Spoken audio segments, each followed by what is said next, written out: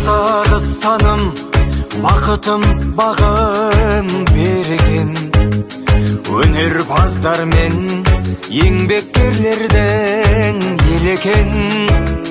Төскейі түлік, жері бай, жұрты ерекен. Осы елде туып, өсудің өзі неге тең.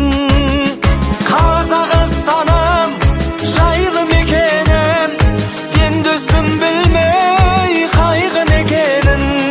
Шалқар мейірің, дархан пейілің, сеземін шексіз байлық екенін.